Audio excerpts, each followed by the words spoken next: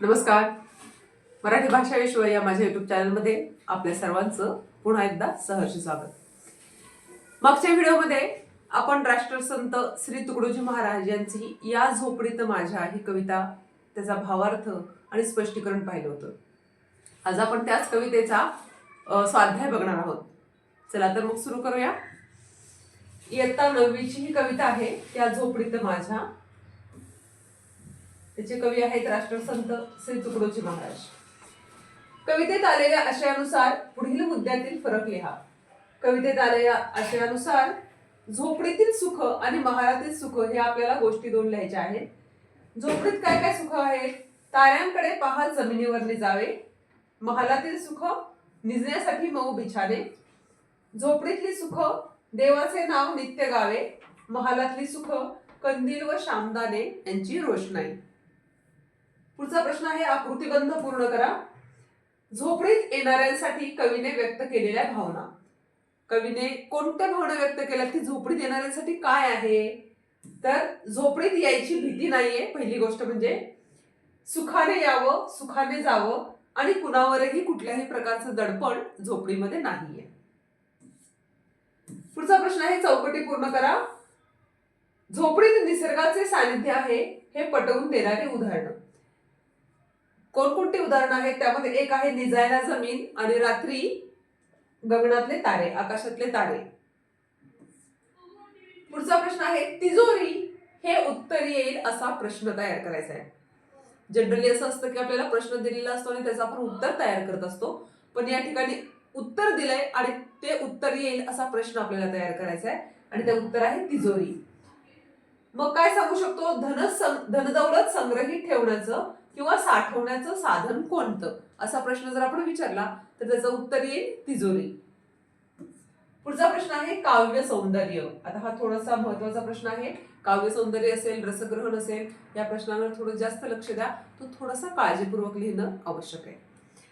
पाहून सौख्य माते देवेंद्र तो हिलाजे. शांती सदा विराजे या झोपडीत माझ्या. या काव्यपंक्तीतील विचार सौंदर्य स्पष्ट करा. देवांचा राजा इंद्र हा स्वर्गात राहतो. स्वर्गात सर्व सुख असतात. सुख समाधान व शांतीचा वास स्वर्गात आहे, अशी कल्पना आहे. राष्ट्रसंत तुकडोजी महाराज यांनी आनंदमय झोपडीचं वर्णन केलं आहे. ते म्हणतात, माझ्या झोपडीत सुख समाधान आणि शांतीचे हे साम्राज्य आहे. झोपडीत एवढे पराकुटीचे सौख्य मला लाभते की इंद्राला सुद्धा माझ्या सुखाचा हेवा वाटावा. माझं सुख पाहून इंद्राला माझा हेवा वाटतो. झोपडीतील सुखाची महती सांगणारा हा विचार या ओळीमधून स्पष्ट करतो. जसं स्वर्गातील सुख ही कल्पना आहे, पण झोपडीतलं सुख हे काय आहे? प्रत्यक्ष आहे. दुसरा आकडा आहे, दारास नाही दोऱ्या या झोपडीत माझ्या. या काव्यपंक्तीतील आशय सौंदर्य स्पष्ट करा. महालातील धनदौलत ही बंदिस्त असते. तिजोरीला भक्कम कडी कुलूप लावलेलं असतं. चोरी होऊ नये म्हणून धनावर सक्त पहारे बसवलेले असतात. संपूर्ण महाल कडेकोट बंदोबस्तात असतो आणि कवी म्हणतायत, माझी झोपडी मात्र खुली असते. त्याला कडी काय, पण एक दोरी सुद्धा अडकवण्यासाठी नाहीये. धनदौलत नसल्यामुळे माझ्या झोपडीचं दार दोऱ्यांनी कड्या कुलपाने बंद करावं लागत नाही. झोपडीला चोराचं भय नाही. येथे आनंदाने सर्वांचे स्वागत करण्यासाठी माझी झोपडी सताड उघडी असते. या ओळीतून कवीच्या मनाचा मोठेपणा व्यक्त झाला आहे. थोडासा व्याकरणाचा हा भाग आहे. उजळणी तक्ता पूर्ण करायचा. या ठिकाणी अलंकार विचारलेले आहेत आपल्याला. उपमेय आणि उपमा हे अलंकार जे आहेत ते. उपमेय काय आहे? आईचं प्रेम.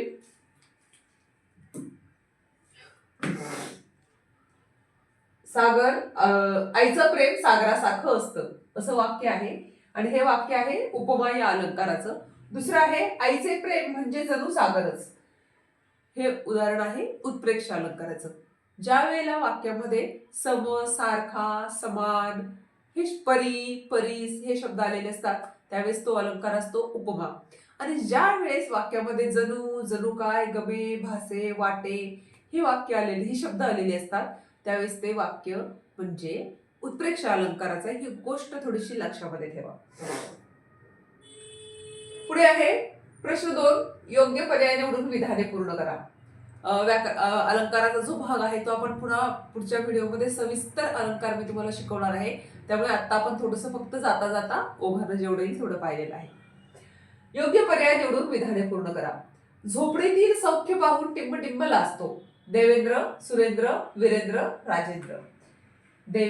झोपडीतील सौख्य पाहून देवेंद्र लाजतो. झोपडीत नित्य टिंब विराजते. भ्रांती, खंती, शांती, भक्ती. झोपडीत नित्य शांती विराजते.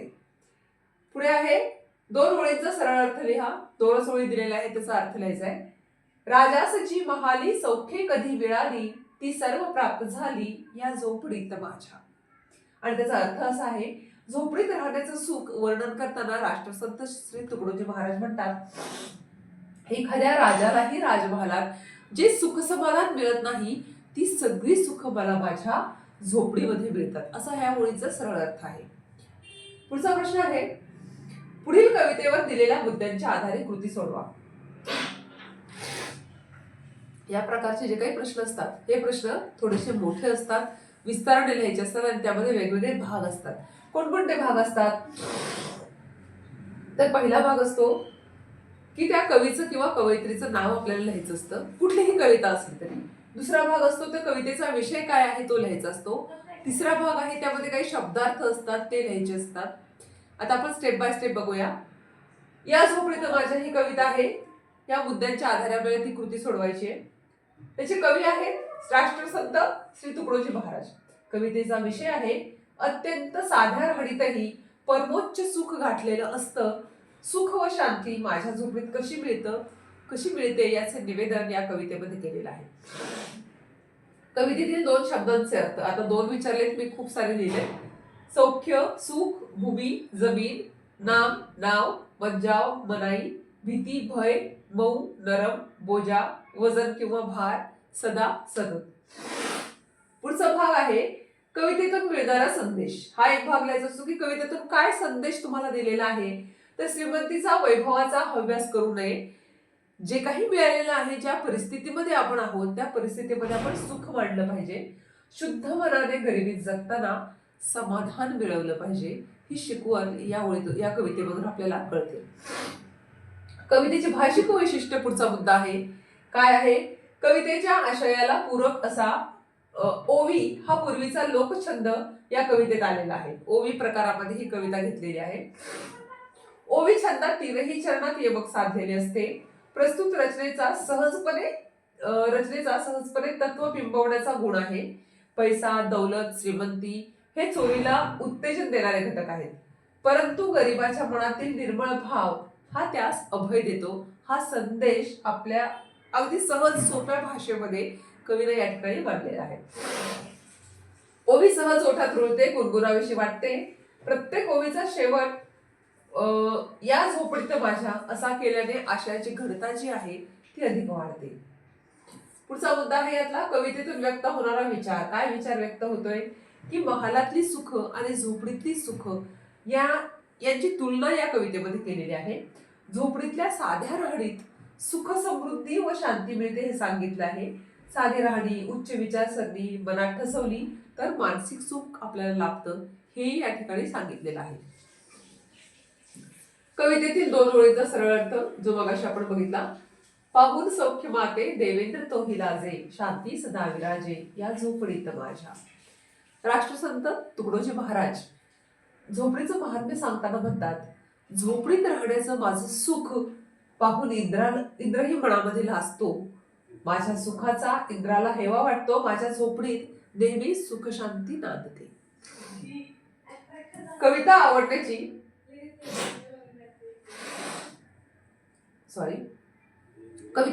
व न आवडण्याची कारण. राजालाही जी सुख मिळत नाही ती माझ्या झोपडीत आहेत. खुल्या निसर्गात जमिनीवर बहुडताना मानाने सुख समाधाने जगावे हे अतिशय सहजपणे कवितेत बिंबवलं असल्यामुळे ही कविता मला खूप आवडते आणि यातील यमक जे आहे त्यामुळे तर ती अधिकच मनाला भावते. पुढचा प्रश्न आहे, पुढील ओळींचे रसग्रहण तुमच्या शब्दात करा. पाहून सौख्य माते देवेंद्र तोही लाजे, शांती सदा विराजे या झोपडीत माझ्या. रसग्रहण करायचे आपल्याला या ठिकाणी. त्यामध्ये आशय सौंदर्य, काव्य सौंदर्य, भाषिक वैशिष्ट्य या गोष्टी येतात. आशय सौंदर्य, राष्ट्रसंत श्री तुकडोजी महाराज यांनी या झोपडीत माझ्या या कवितेत महालातील सुख व झोपडीतील सुख यांची मार्मिकपणे तुलना केलेली आहे. श्रीमंतीचा वैभवाचा बडेजाव न करता झोपडीतल्या साध्या राहणीत सुख समृद्धी व शांती मिळते, हा आशय या कवितेत सहजपणे नोंदवला आहे. काव्य सौंदर्य, प्राप्त परिस्थितीत शुद्ध मनाने जगताना समाधान मिळते. खुल्या निसर्गात जमिनीवर पहुडताना जे सुख मिळते ते देवाच्या देवालाही मिळत नाही, असं वर्णन या प्रस्तुत ओळीमध्ये केलेलं आहे. माझे झोपडीत राहण्याचे सुख पाहून देवेंद्रही लाजतो, त्यालाही माझ्या सुखाचा हेवा वाटतो, कारण देवेंद्रालाही न मिळणारी शांती माझ्या झोपडीमध्ये विराजमान झालेली आहे. माझ्या झोपडीत निरामय शांती वसत आहे, असं कवीला या ठिकाणी सांगायचं आहे. पुढचा भाग आहे भाषिक वैशिष्ट्य. आता भाषिक वैशिष्ट्य काय काय आहेत या कवितेची, तर कवितेच्या आशयाला पूरक असा सैलसा ओवी हा जो काही प्राचीन लोकछंद या कवितेमध्ये आहे तो मांडलेला आहे. ओवी 3 चरणामध्ये मांडलेली असते, त्या ठिकाणी यमक जुळवलेलं असतं. प्रस्तुत रचनेचा सहजपणे तत्व बिंबवण्याचा गुण आहे. पैसा, दौलत, श्रीमंती हे चोरीला उत्तेजन देणारे घटक आहेत, परंतु गरिबाच्या मनातील निर्मळ भाव हा त्यास अभय झोपडीत माझ्या असा केलेल्या आशयाची घनता वाढते.